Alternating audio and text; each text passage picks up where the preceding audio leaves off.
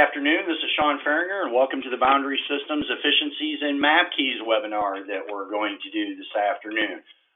We're going to talk about a host of efficiency workflows inside of Creo, and we're going to discuss making, using, and dealing with MapKeys and such today.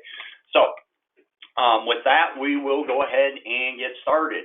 At the end of this presentation, there will be a Q&A session that I will make available, and I would encourage everybody to use the question functionality inside of your GoToMeeting interface for doing that, so that we can keep everybody on mute to keep the background noise down to a minimum, if you will. So I'll be responding to those questions that come in at the end of the presentation during the Q&A session that come in through the chat functionality. So I encourage everybody to stick around for that and push any questions to me that come up during the course of this webinar at that time. So with that, let's go ahead and get started today with our Creo Efficiencies and MapKeys webinar. So our agenda for today's webinar is going to be to show some efficiency tips and making and using MapKeys. We'll have a short introduction to Boundary Systems as a company. We'll do a quick overview of what we're going to talk about, and then we'll dive right into the demonstration. This will be followed by the Q&A session that I mentioned just a minute ago. Okay, so a little bit about Boundary Systems and myself to start with, if you will. I am one of the technical specialists from Boundary Systems. I've been a PTC CAD user since about 2001.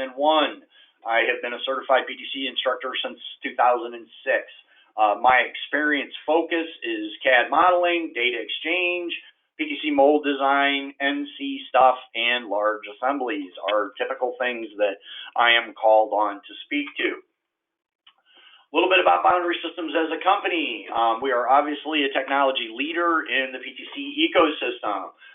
We have an array of partners that Boundary Systems works with to support clients in that environment.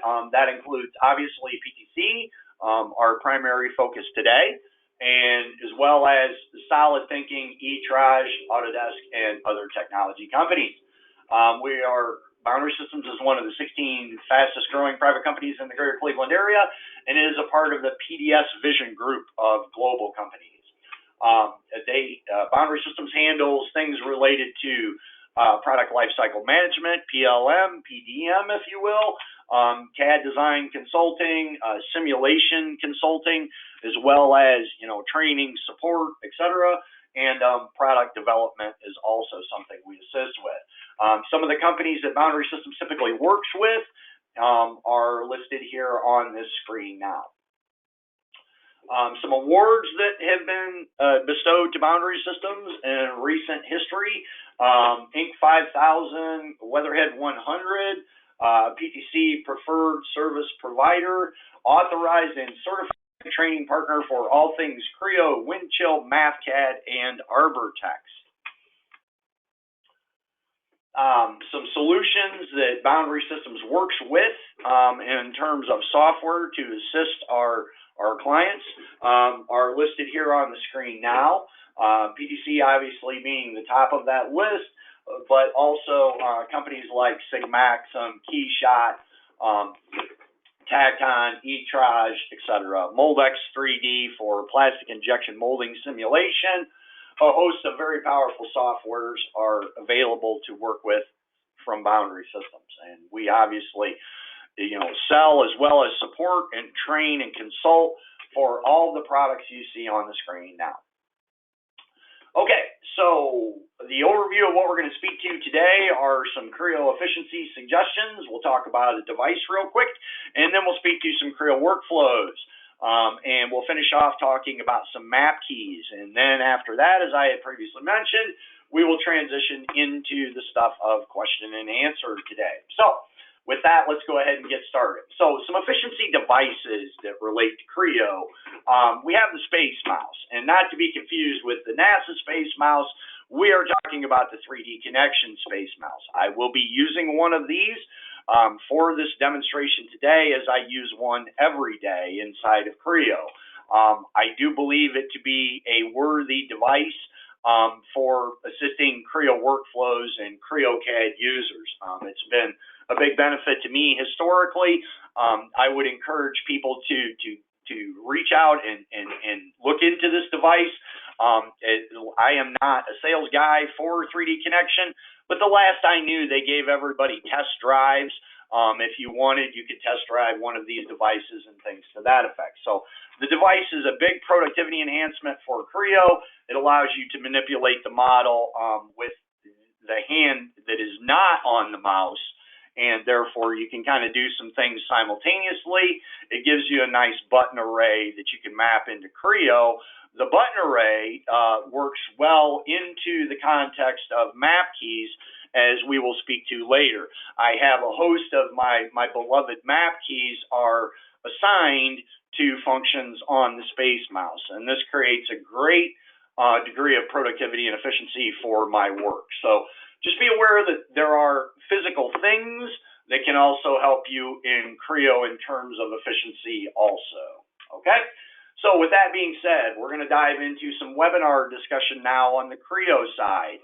So the things we're going to talk about today in terms of improving efficiency, there are arguably an infinite number of discussion topics we could utilize here.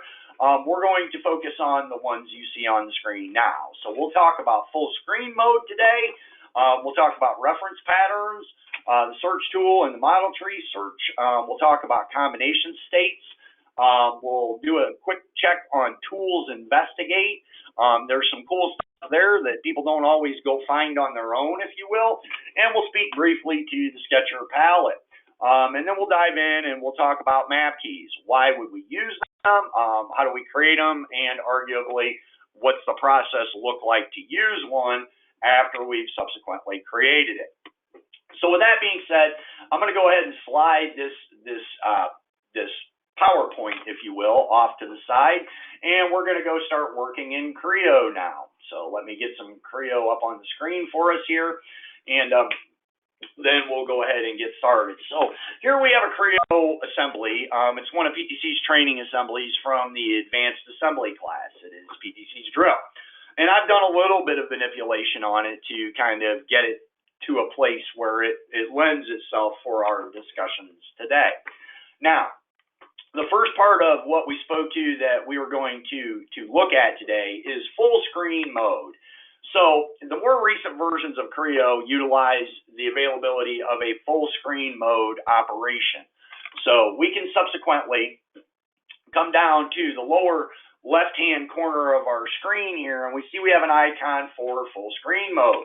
So we can toggle into full screen mode, and what this does is this removes in visuals the presence of the ribbon and the model tree, but it does not remove them from your ability to interact with those pieces or areas of the software. So when we are in full screen mode, a couple of things to note. You obviously have a much bigger work area to work with, and this can definitely assist in, efficiencies and things to that effect in terms of just giving you more room to work. The more modern versions of Creo utilize the mini toolbar, which allows us to just select objects and do typical workflows on those objects.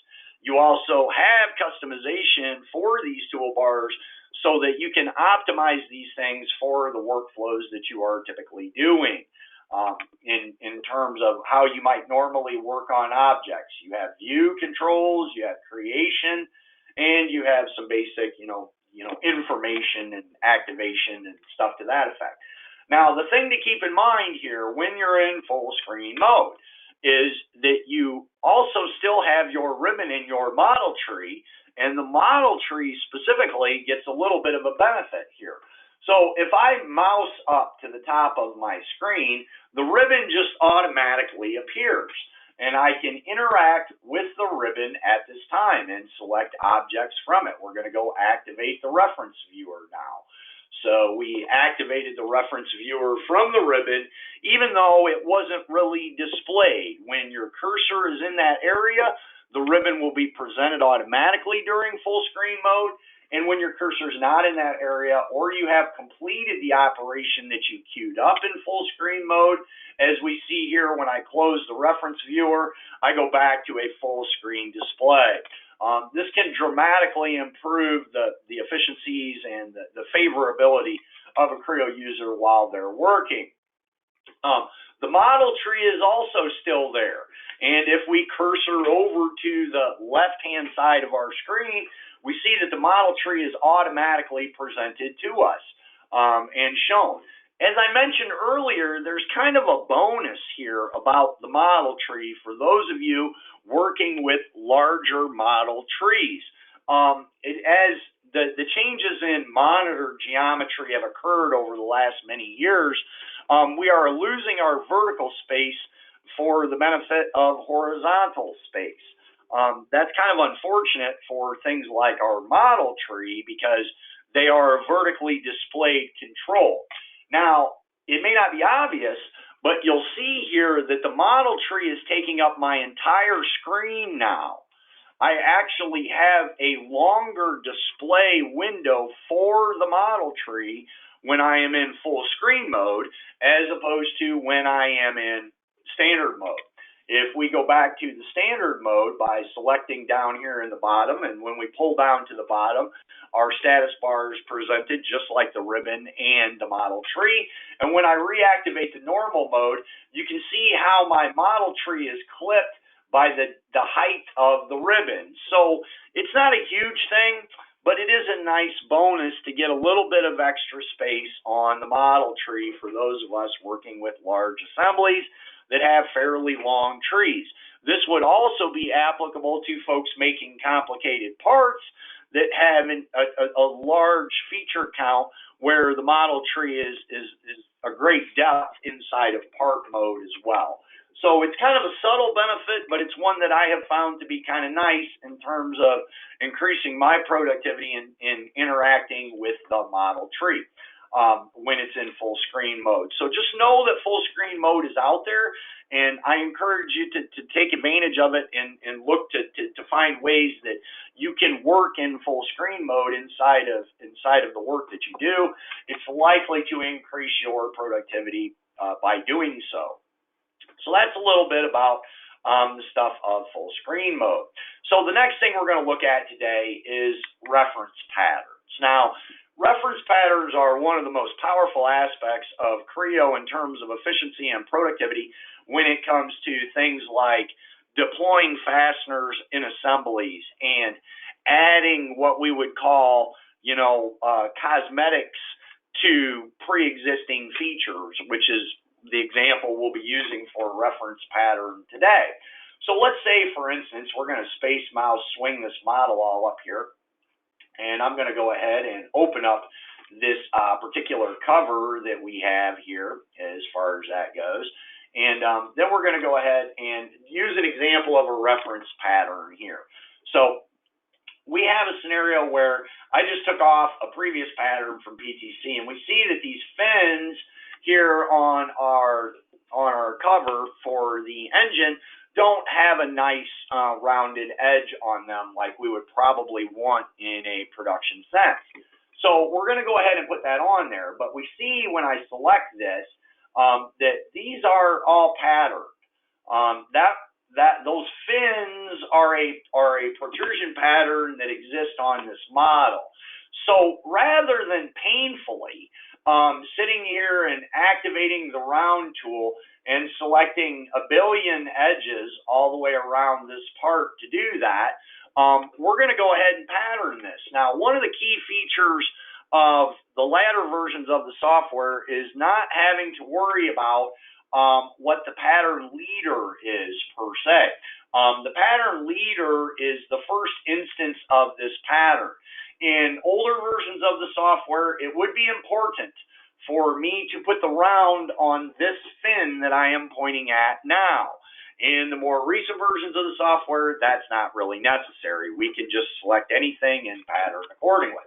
So that's what we're going to do today. So we're going to go ahead and grab the round tool, and I'm going to go ahead and put a couple of small rounds on one of these fins.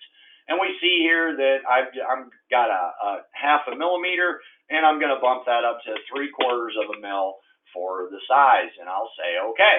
Now I have created this round feature here.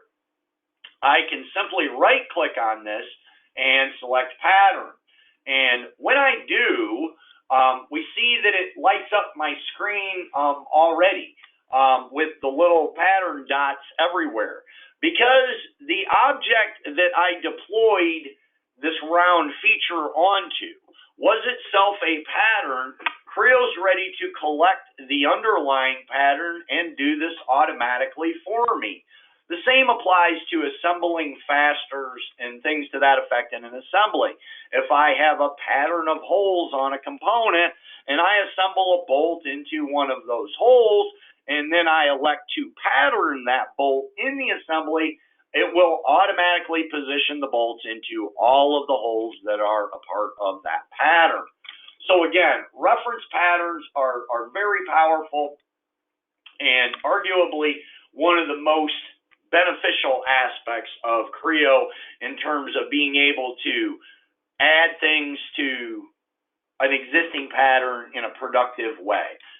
Another thing that is, I'll just speak to it very quickly, that can be handy in this case is you can see when I added the round, it was placed down at the bottom of the model tree. Ideally, we could have drug our insert indicator underneath of that protrusion pattern and done the patterning of the round right there. And what we've essentially done is kind of stepped back in time to create features at an earlier stage. And then the round feature will obviously be created at this stage and time, and it can be patterned at this stage and time as well in the model. So it's not mandatory that, we use a reference pattern at a specific time in the design cycle, but be aware that that flexibility is available to you, and you can take advantage of that using insert mode to gain a little bit of efficiency in doing so. So we're going to drag our insert mode back down, and there we've gone ahead and utilized a reference pattern. So with that, we'll go ahead and close this, and we're going to move off to a couple of other things. Now, it's often that we might want to go find a bunch of stuff in a big assembly like we have today. And we might want to, for the purpose of hiding or showing objects or suppressing things or collecting them to put them in a group, whatever the workflow is, sometimes it can be tedious to go get a whole bunch of stuff. When possible, we can utilize naming and other functionality from the find in the tree and the search tool itself. So we're going to light up our search tool today, and we're going to go find all of the bolts, okay? So in this case, when we light up the search tool, you can go look for all kinds of different things. You can go find solid models, for instance, in this case. So we want to go find a solid model with a name that's equal to, and I'm going to use wildcards here, and I'm going to type in bolt. And the wildcard is just the asterisk symbol, and those are supported for the value column here. So I can say go find now. Now that goes into the entire assembly that I am searching and finds me all of these bolts. I can then select them through this interface and then subsequently suppress them or add them or manage them in some way. So I can simply select all over here. We're going to do a Control-A to select all of these bolts, and then we'll move them over to the selected side here in this tool. Now I can simply select these bolts here in the tree, and I'm going to go ahead and suppress all those. So now I've subsequently been able to quickly and efficiently find, select, and suppress an array of objects throughout the entire assembly without having to drill into patterns and drill into subassemblies and go looking for this stuff, if you will. So be aware that those things are available to you, and you can definitely get some benefit from going ahead and using the search tool to find things, collect things, and such to that effect, so that you don't spend as much time doing it in a more tedious way, if you will. Okay, So the next thing we'll go ahead and look at, and I'm just going to throw this assembly away and take it out of memory so I can keep bringing it back into the state where it's clean, if you will. So we'll go ahead and open this up again, and we'll have a look at our model tree search now. So let's say, for instance, I want to go find all these bolts in the model tree. Well, I can utilize the same search functionality in the model tree. So I'm going to type in bolt with my asterisk, and then I'm going to hit the enter key. And we see that it's gone and it's found everything in the model tree that is bolt related. And it has filtered my model tree to just those objects, the bolts themselves. So I can quickly and easily search and find objects in the model tree as well. We can also search for different things like cap in this case. So we're going to go see if we can find the fuel cap. So there it is. So there's our fuel cap. So while I did not know that it was inside of the fuel tank assembly, I know that we have a fuel cap on this assembly, and I can quickly go find it in the model tree. Here it exists, and from there I can activate the right-click menu and bring to bear all of the available Creo options that would be typical for this, this object in the tree, whether it be a datum or whether it be a model itself. When you no longer wish to see the tree filtered in this way, you simply click the Clear Search X box at the end of the tree search field, and the tree will be restored to the standard condition automatically, and now you see all of your objects and all of your tree structure.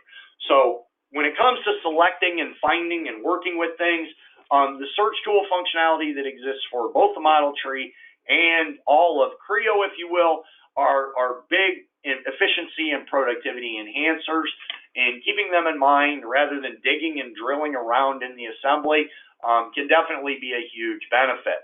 With that, we're going to talk about our next thing in the concept of today, which is combination states.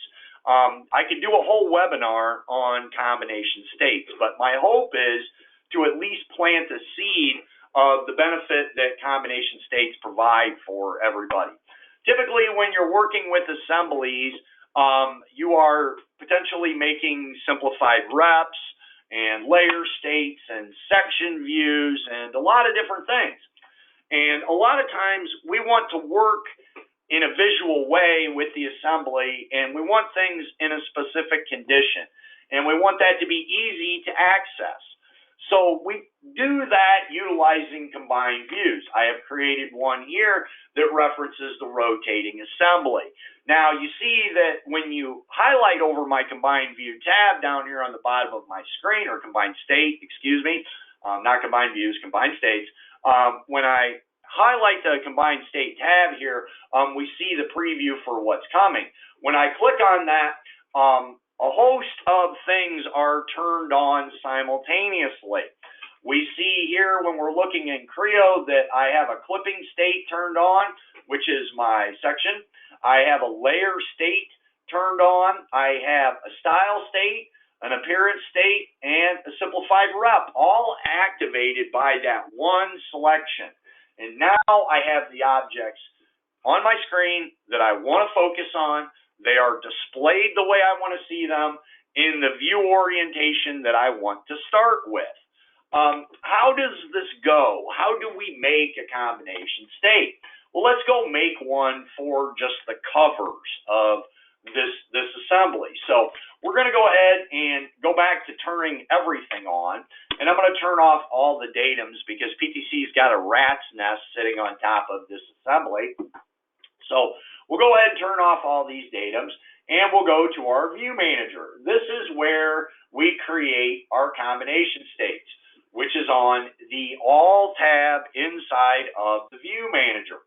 So let's go ahead and make a combination state. Now, I have a covers simplified rep already created, and we'll go ahead and activate that so we can see what this is.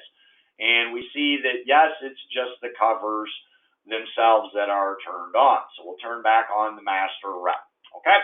So we have a style state as well here that is assigned for rotating, and we have a view inside style state, if you will. We'll talk about that later, what a style state does as we kind of go here. And we have an appearance tab as well.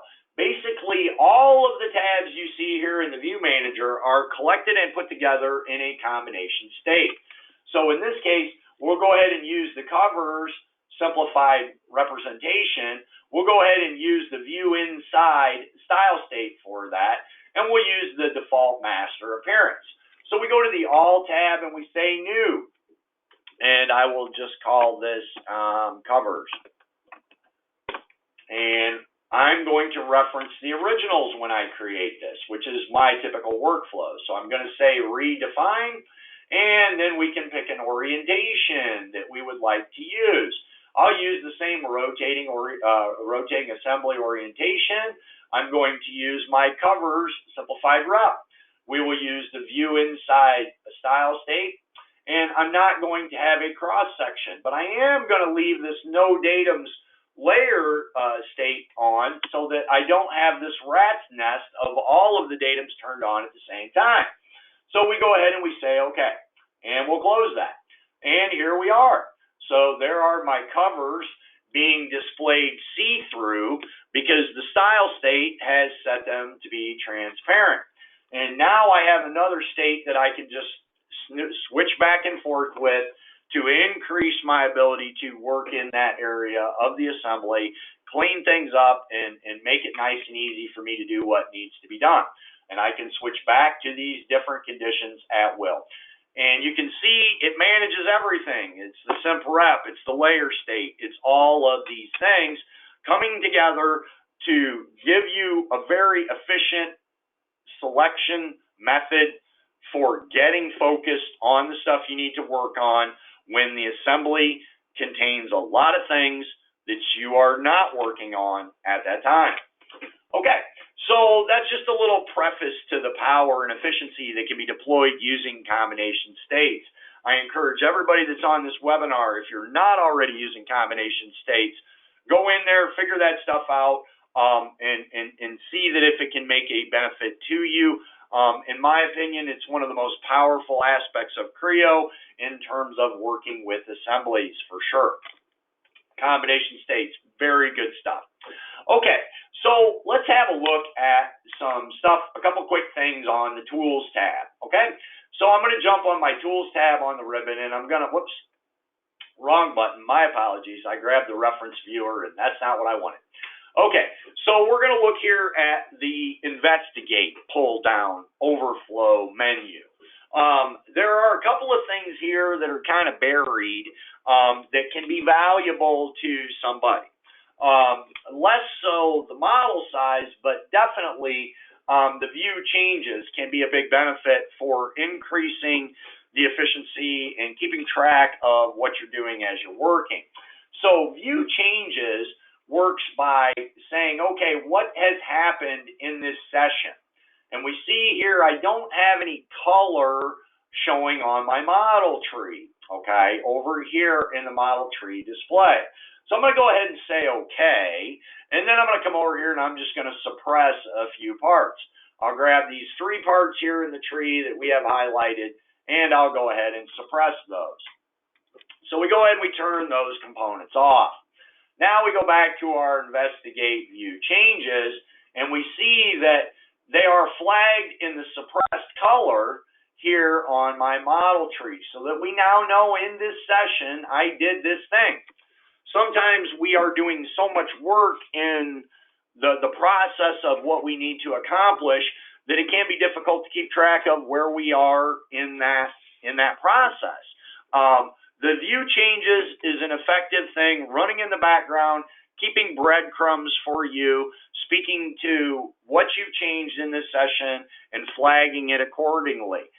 This works both at the part level and it works at the assembly level. So remember that Tools Investigate Model Changes View Changes, is available to you in both cases, and it can be a big efficiency help to kind of keep track of a process of change that you might be working through if that process of change is fairly involving. So that's a little bit of view changes. Know that that is there. So one of the other things we have is I'm just going to open up a component in part mode, and now we're going to jump back on our tools investigate again. And we're going to do a model size this time. So this gives you the diagonal of the bounding box that consumes this model based on its size. So when I do a model size now down here on the bottom, in my message line, we see the length of the bounding box diagonal, datums considered, is 226 and change.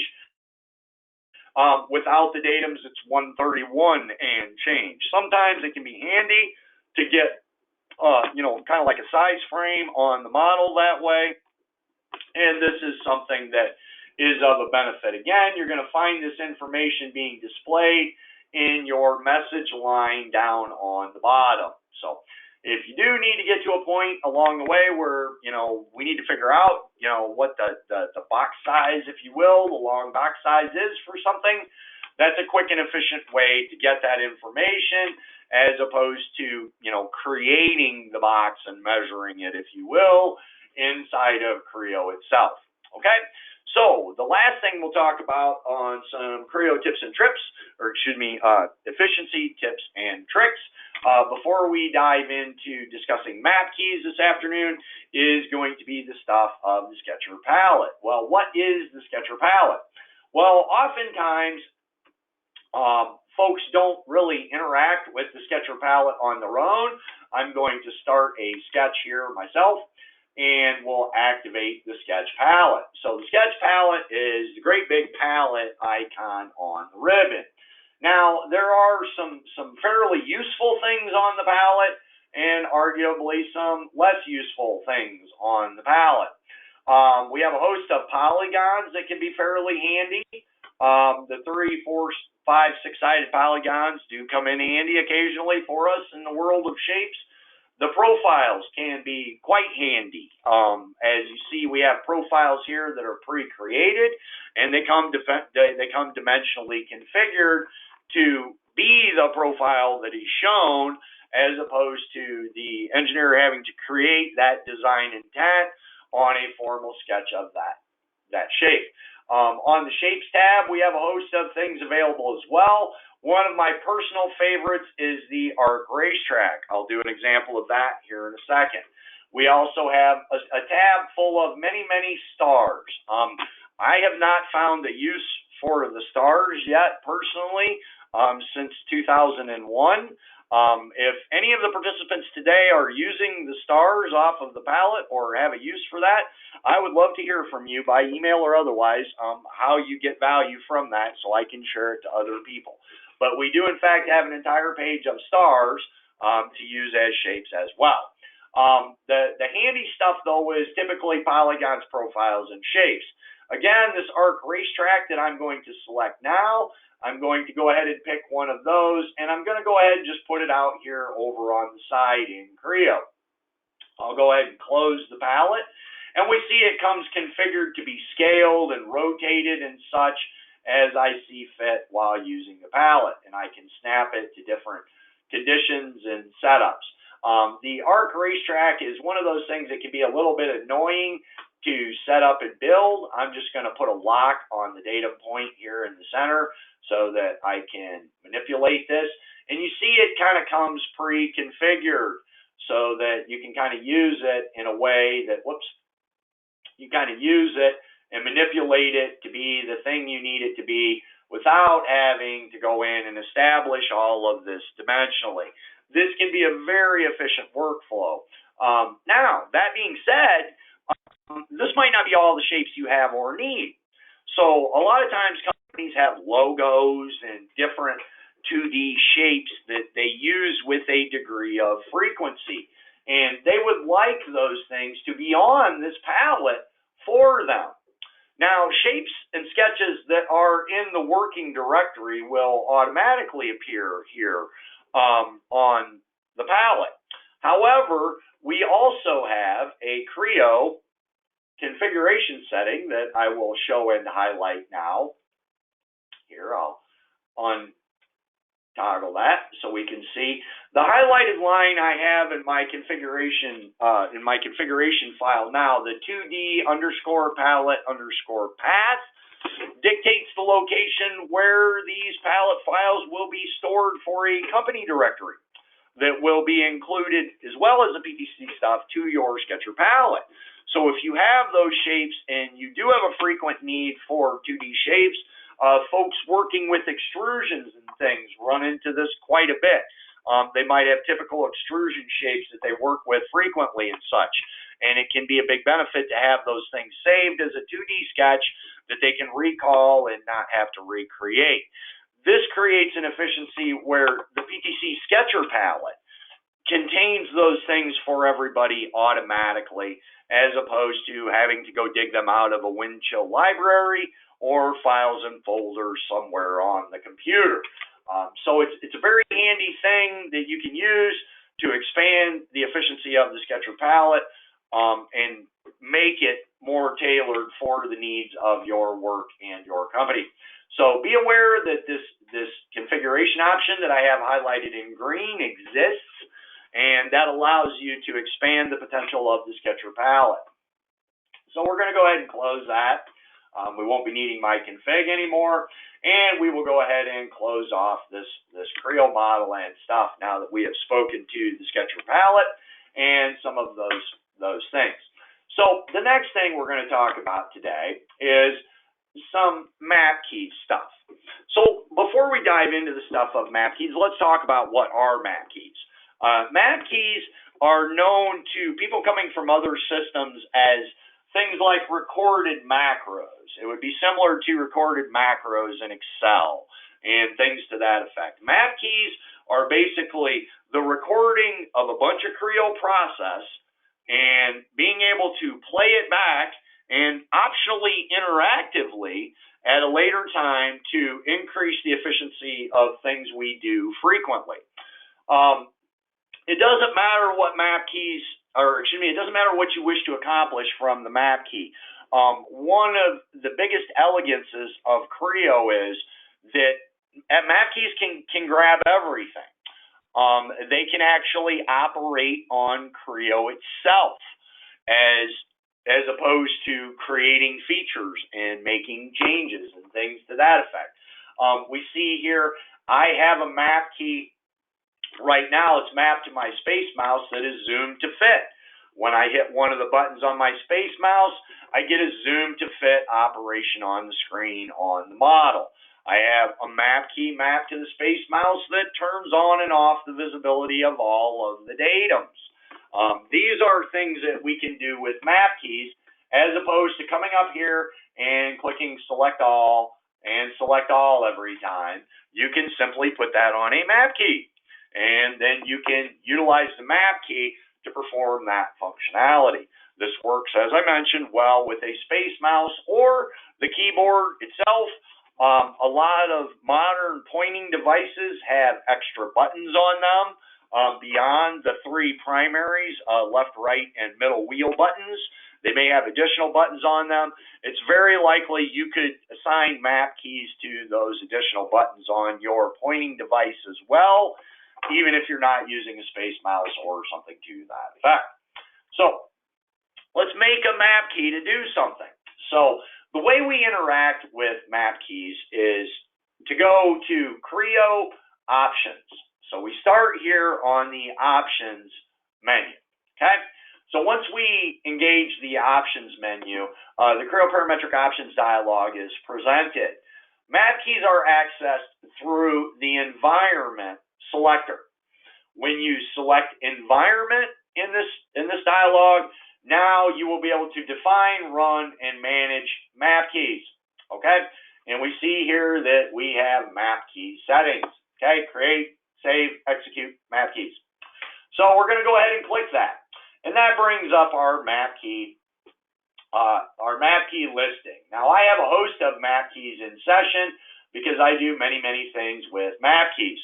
A lot of the MapKeys you see that I have loaded into session arguably are supporting older versions of Creo where things that happen automatically now didn't happen automatically then.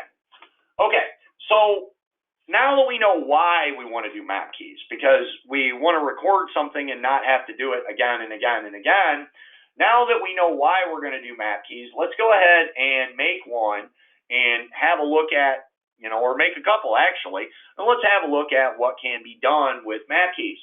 So we see that I have a no name, and I have this F9 map key highlighted here in my list. This is the map key I use. I don't use that key designation personally. I don't use any of the function keys personally, so these are what I use to demonstrate map keys. So we'll be assigning map keys to the function keys today. When you wish to assign a map key to a function key on your keyboard, this would be F1 through F12. I would encourage you to stay away from F1 because a lot of programs utilize that to present, some type of help system or help environment. So we're going to use the function number 8 and number 9 keys today, respectfully. So I'm going to go ahead and edit this map key. So I'm going to use the same key name here, or use the same key designator. And we're going to say dark screen for the name. Oops, I need to spell better today. There we go. And you can type in a description as well if you wish to. Now, when it comes time to make a map key, we simply record what we want to do. And it doesn't matter what it is that we're doing, as you'll see here. I'm going to go make configuration change to Creo, and we're going to put that on a map key. So I subsequently say record. So now everything I'm doing in Creo, all of my clicks, regardless of what I'm clicking on and doing, everything is being recorded for future use. So we're going to access the File Options menu again, and we're going to go to System Appearance. And we're going to set the system appearance where you see I have my system colors currently set to custom. We're going to go ahead and set that to white on black. So we go ahead and set that to white on black, and we say OK. And we come back, and that's all I want this map key to do, is change my background. So now I come over here and I say stop. And then I get to say OK. So now I have a map key, F9, that is dark screen. Well, but I want to go back. I want to be able to go back the other way automatically. So we're going to assign that to the F8 map key. So in this case, oops, I need to bring my map keys back up again. Bear with me here.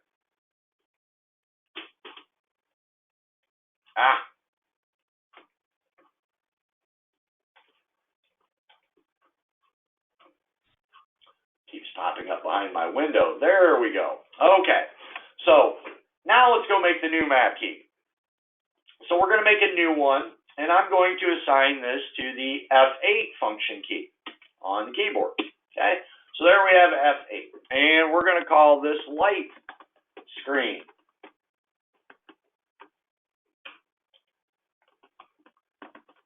Okay, and we're going to go ahead and record that. And I'm going to show some variation this time. So now we're recording again, and I'm going to say File, Options, System Appearance. But before I set this, I'm going to show you one of the most powerful aspects of map keys. They can be interactive. So I'm going to hit pause on this map key now, and I'm going to say pause. And then Creo presents me with what is a resume prompt. So now I get to have a prompt to tell the user to pick something or to do something or to confirm from the user that they actually want to do what the map key is about to do. So in this case, I'm going to say set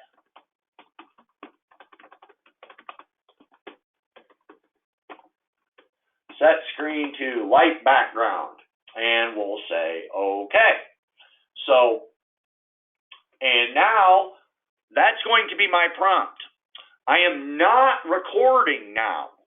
Notice how my record and all this stuff is resume recording the map key.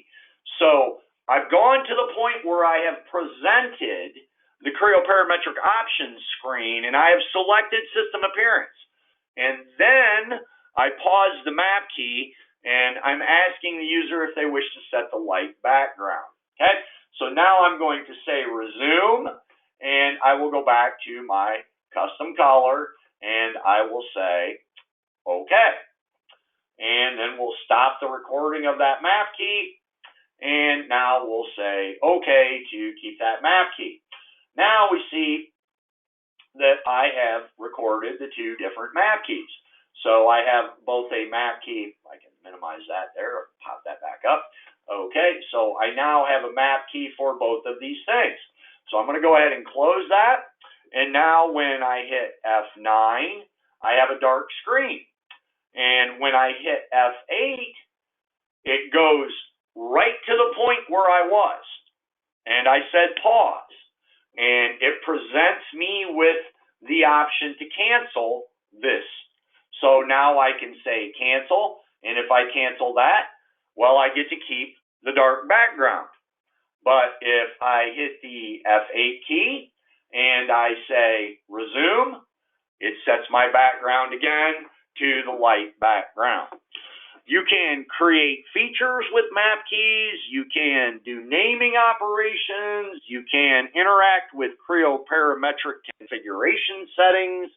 MapKeys are extremely powerful. I will show you another example of a fairly, powerful map key that I get a lot of value from personally. So I'm going to go ahead and open up one of the objects in this drill. We're going to go ahead and set this to the top view. And as a manufacturing guy, this is typical. Engineering builds in the y-axis in design, and in the real world, we actually build everything through a different theory of top view and the z-axis of the object, most typically, if you will. So this is not what I want for my top view. I want all of my views to be a scenario where this is, or something like this, is essentially my top view. So I have created a map key that reestablishes the entire view layout for this model for me for the purpose of manufacturing. So one of the things I can do is activate my build views map key. So I have assigned this to the key sequence of B as in boy, V as in Victor on my keyboard. So I simply type in BV, and now here's a prompt for the map key, and it says set the ISO view. Well, that's going to be as close to ISO as I'm going to be today. So then we say resume. Now it wants the top surface, so I'm going to pick that surface and say resume. Now it wants the surface that I'm going to orient the model with to the screen, if you will. So I'm going to come down here and set this to be the right, and then I'm going to pick that surface of the model. So now I've got my orientation as such, and I click resume. Now what this did is this went in and made all of my views based on that setup automatically. It reoriented all of the views in Creo, and it zoomed to fit those views, scaled them, set them, and did everything accordingly, that now I have a right view that makes sense to me, and a front view that makes sense to me, and arguably a top view that makes sense to me. What that map key actually did is it went in here and fired up the reorient dialog, and then it went to orient dynamic, and then it started setting the model orientation properly based on my selected view, and then saved it and overwrote the name for that view, and all of those things that would be typically necessary to sort that out have all been mapped into a map key, and all of that can just happen with 2 clicks on the keyboard. The level of power that people can gain from map keys is immense. It is definitely something worth your attention in terms of improving your efficiency and productivity, as everybody likely has some things that they do somewhat redundantly that require enough clicks to be annoying.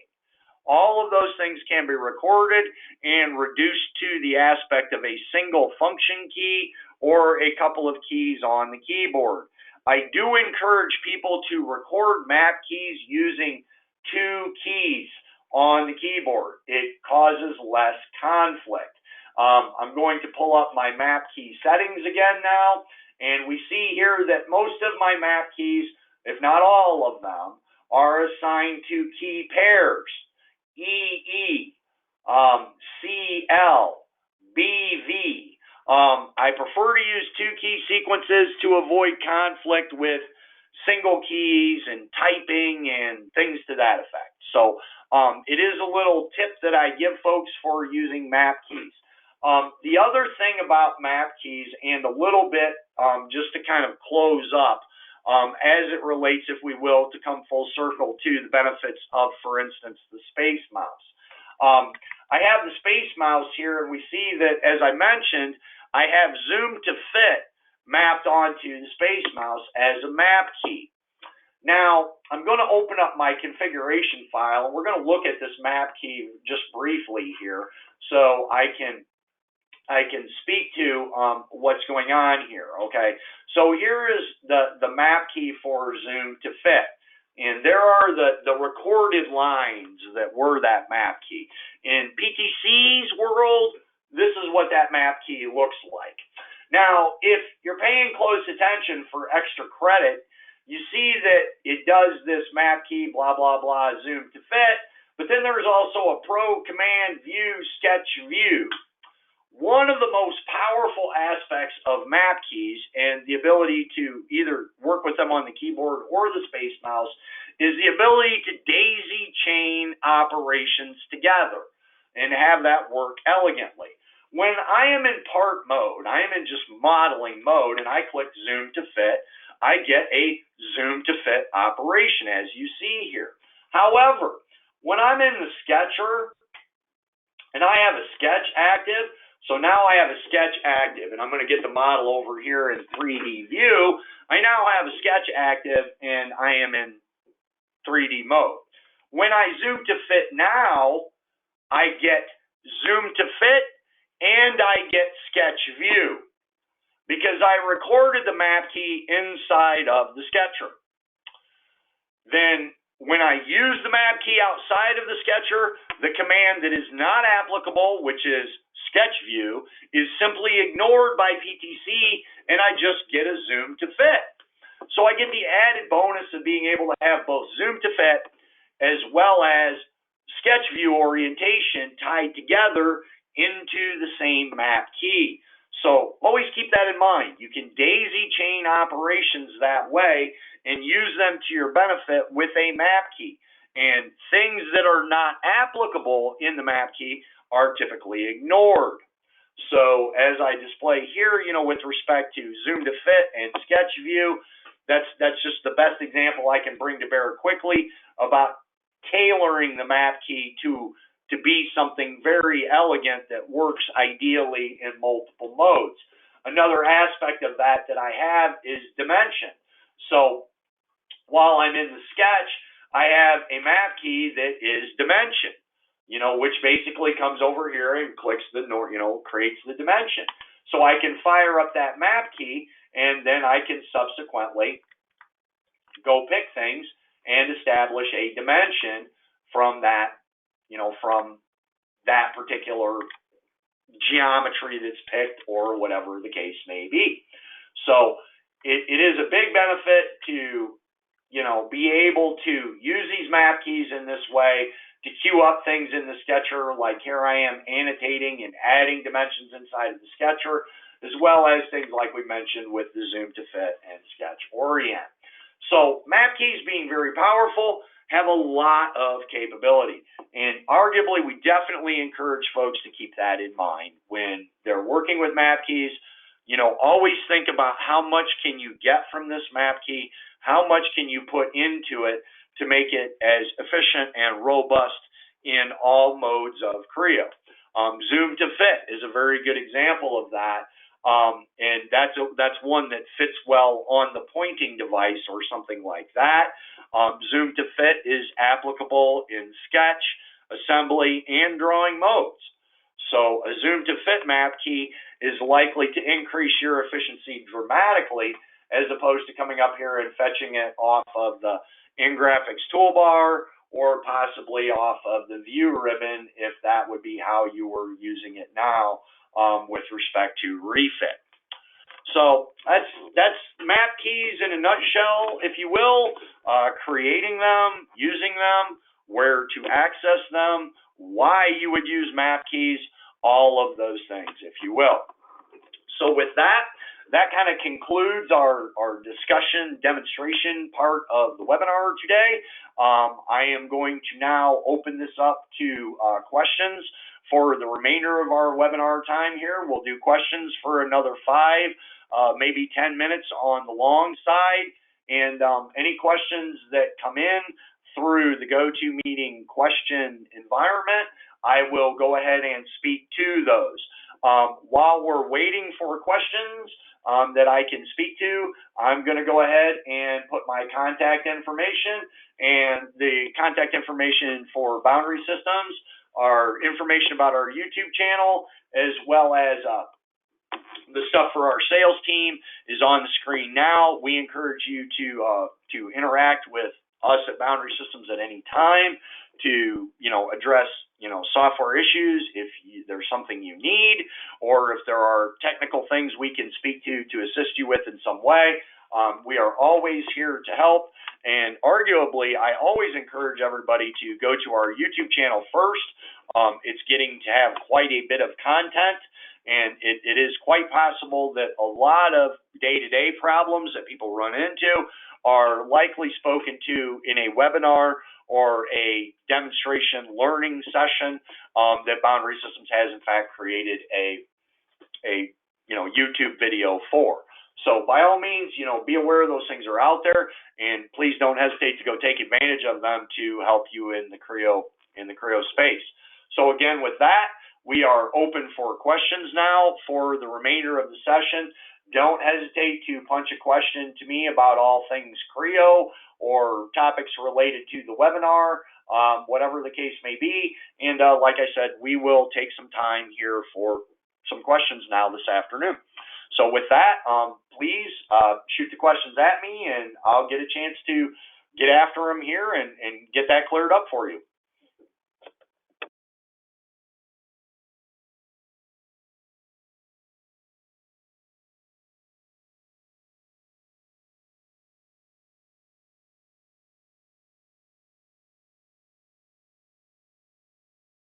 Okay, we still have a lot of participants in the webinar, and I really encourage, if there's any questions I can speak to, don't be shy. Go ahead and punch those questions out to me, and I'll get after it.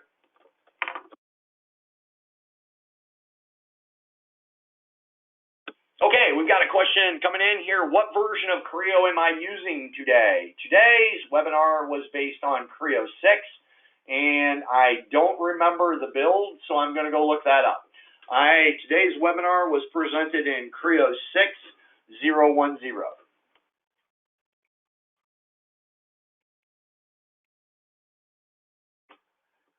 Okay, bear with me here. We got questions coming in, so I'm getting set up to speak to those. So bear with me while I get some resizing going on my screen so I can see the whole list of questions. Okay. Does the model tree search work with parameters like description? I believe the model tree search does not, but you can search parameters inside of the, what do I want to say here? Is that an attribute? I remember being able to search parameters here inside of, and I have to go find it, maybe it's an attribute, or they list these as properties. Let's see here.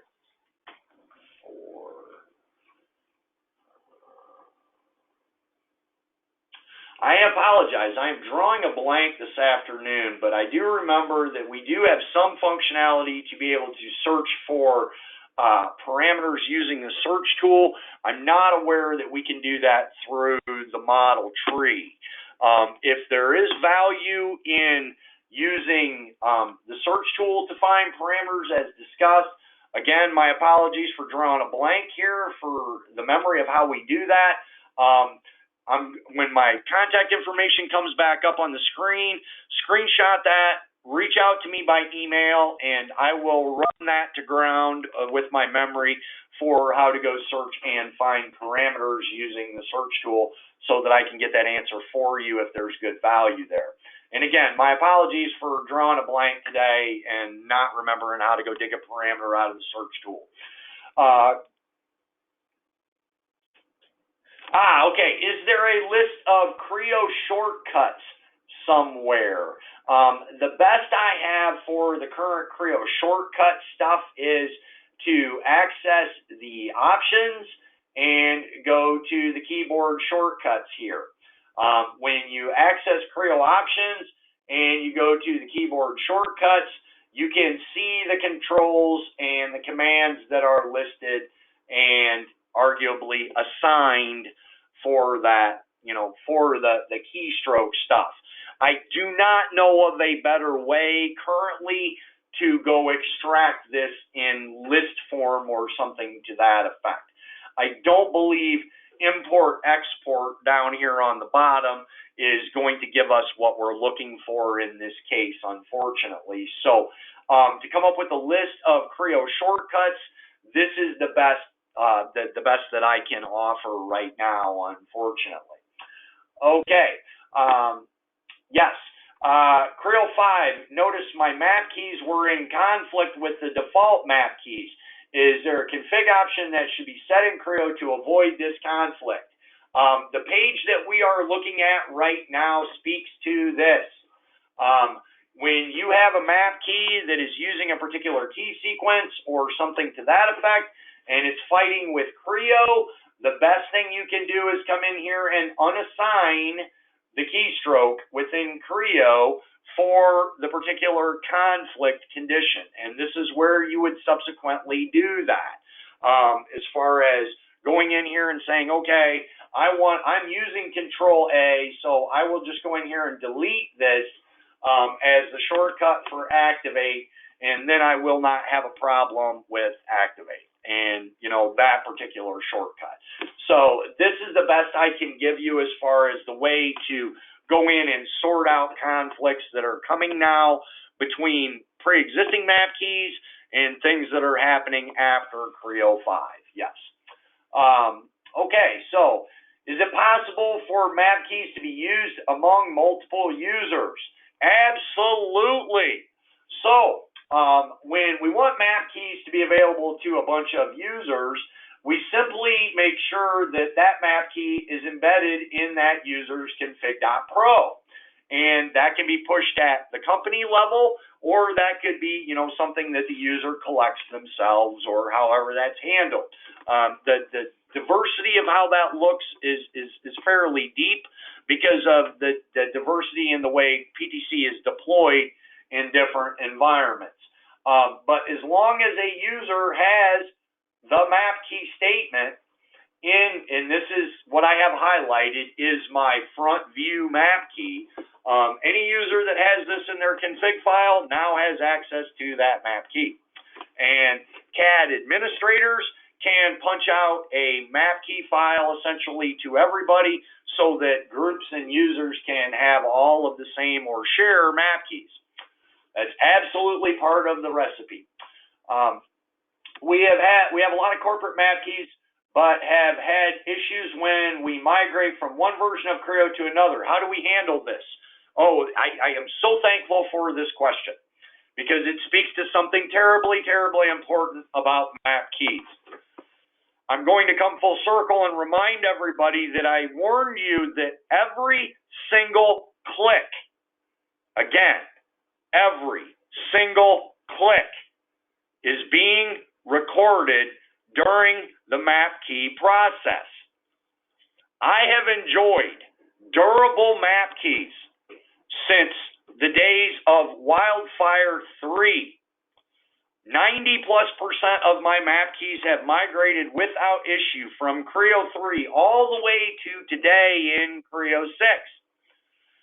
I do two things. when I make MapKeys that create a more robust, migratable through versions MapKey. If it's going to do more than a couple of clicks, I write it out in a notepad script. I would sit here in Notepad and write out the steps that I'm going to click for this MapKey. And then I'm going to go follow that script. I'm not just going to click all over the place during the process of recording the MapKey. That is a surefire way to make MapKeys that don't play well as we move into new versions. Every click, when I am recording a MapKey and I simply click in the background in Creo, I just clicked in the background, that is recorded by the MapKey. Every click, everywhere at its location in the screen is recorded. So when we're figuring out the MapKey as part of the record process, it has a very low probability of robustness and durability in terms of migrating into new versions. So as the degree of complexity comes up in the MapKey, make the time to write out the MapKey. Write the clicks so you know what to click and do as you go through and record it, and you're not clicking around on a bunch of stuff, making a bunch of clicks inside the MapKey that don't really need to happen, and they're just happening because you remember, oh, no, I don't want to click that. I have to click this other thing. Try and avoid all of that as much as possible inside of the recording of a MapKey. And I would expect you to enjoy the same durable, robust, migratable MapKeys that I have been enjoying for well over a decade now. But my MapKeys that are significant don't have any extra clicks in them. That is usually the biggest part of the problem, is extraneous stuff that gets recorded into the MapKey. Very good question. Thank you for asking it. It is something that I should have made a point to speak to. And your question made that happen, and I do appreciate that. So what version of Creo? We spoke to that. When I use the reference feature to pattern a bolt in a patterned hole, the features fail, which leads me to just use the axis reference and do a 360-degree pattern. And I would like to look at that. That issue. If somebody could, share that with me, I would like to speak to that on a technical support standpoint. That is not a typical Creo behavior. I do tons and tons of fairly good-sized assemblies, and I have to do just oceans and oceans of hardware in them, and I am not having that behavior with my own bolts and hardware and stuff in the assembly.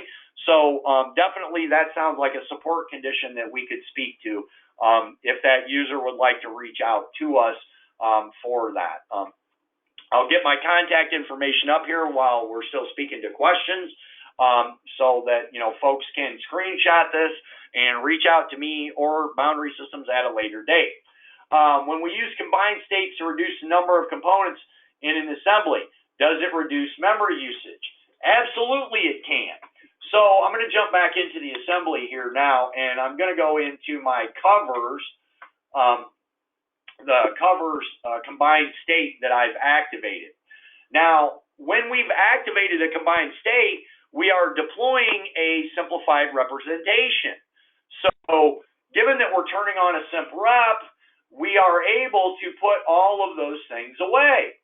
So I absolutely can go in and use erase not displayed after I have deployed a simplified representation to remove all of these objects from memory, and we see it's quite a significant list, and I can say okay. Now I have Creo configured to show me out-of-date objects in the tree, as you see, and it's telling me, hey, those objects are no longer in session because that's how I have my environment set up.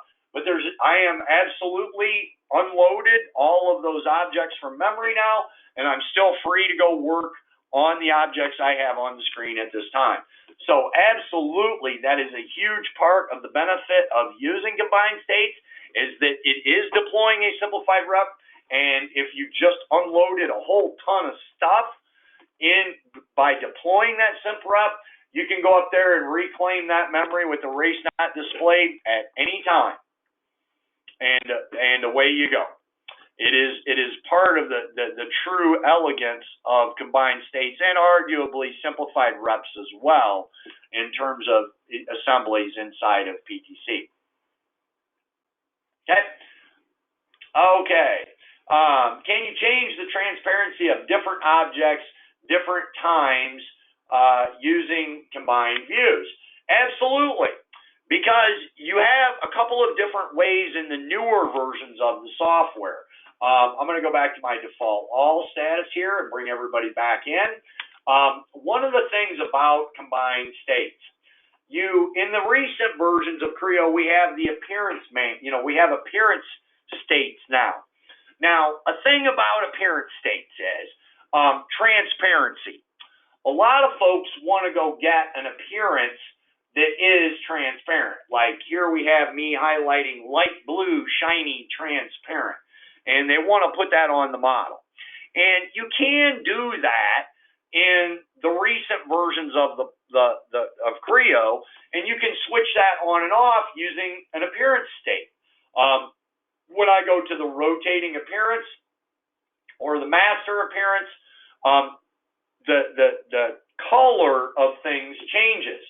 So if I were to activate this particular combined view, and then we're going to go ahead and pull back up this, and we see when I go to master appearance, we see how the color of the flywheel and these gears changes, but when I go into the rotating appearance, they subsequently become darker. So I can use an appearance state to do that and change the color of something, and that could include transparency. But that's only available in the more recent versions of Creo. Now, what everybody's always had for transparency is the stuff of style states. Now, when we make a style state, and I'll just make a new one here, so we'll call it style 01 today.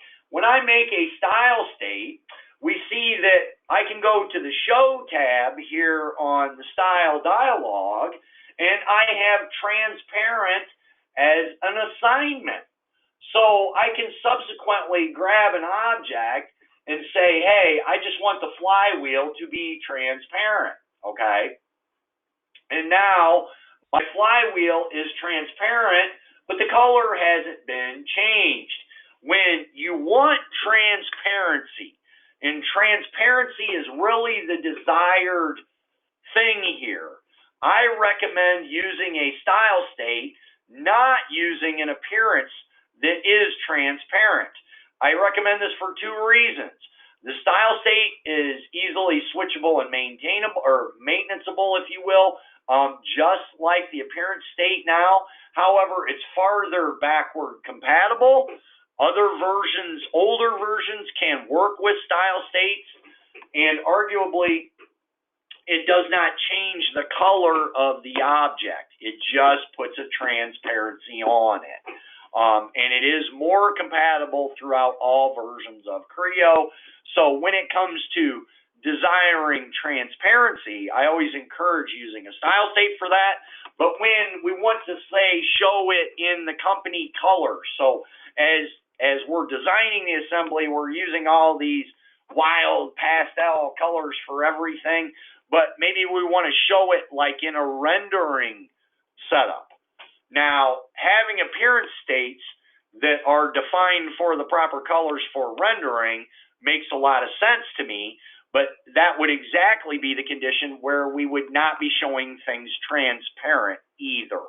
I do have a little bit of an issue with the new appearance states. I'm really happy about the functionality, but I think it might be setting up for a little bit of abuse with respect to transparencies, where those are better handled through a style state as opposed to appearances for not only reasons of compatibility, but also reasons of productivity. Okay, so hopefully that speaks to the context of the issue of transparency. Okay, so another question: where do the smiley faces come from? Why do the map key Why do map key button lose its image?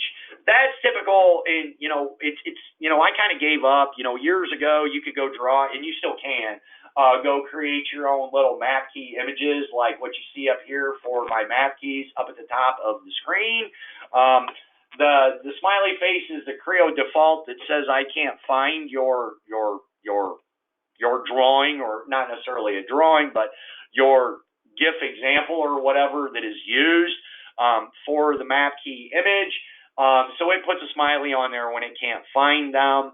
I don't draw those anymore because I don't have enough time. But you do have the environment when you are creating and assigning things and customizing the quick access toolbar.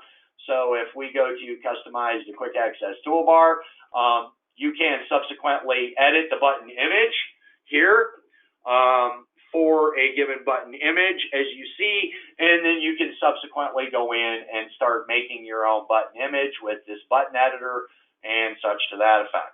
I do not do that anymore, and yes, I have encountered the same scenario historically, where sometimes I took the time to do that, and then I upgraded to a new version, and it was like I would have to do it over again. So I've kind of subsequently moved away from, worrying about the whole smileys, if you will. Okay, so let's see what other questions that we have there. And I apologize, I did not have better news about that, but I am familiar with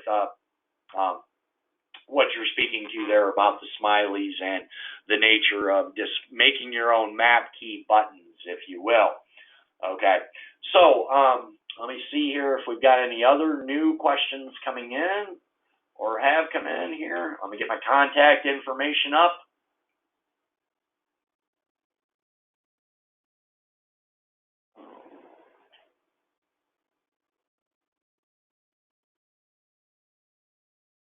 Okay, I don't see that there's any new questions on the list. So, okay, wait a minute. One of them might just came in here. My list just bumped. Bear with me.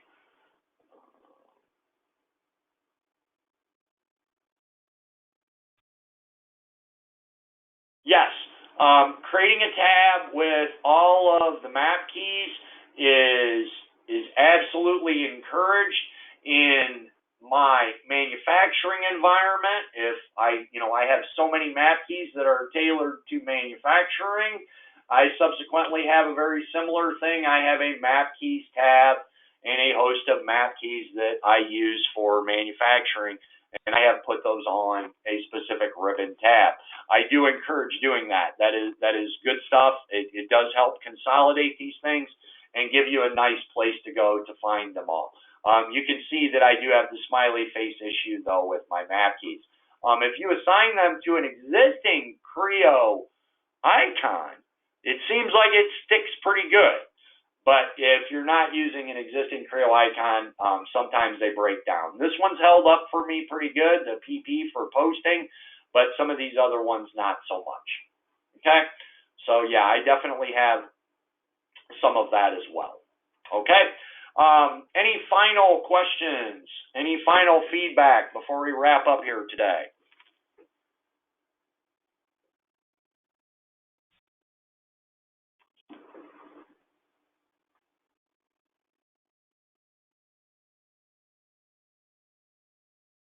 Okay. Last call for screenshots of my contact information and the contact information for Boundary Systems. Here, as far as that deal goes, don't hesitate to screenshot this page and reach out to me in email. Reach out to our sales team as necessary, if necessary. And definitely, I think there's a lot of good stuff on our YouTube channel now, like this presentation. This presentation will be on the YouTube channel at some point. When they get through that process internally, all of these presentations do end up on the YouTube channel, and I encourage everybody to go take a look in there because there's just a ton of good stuff on our YouTube channel now.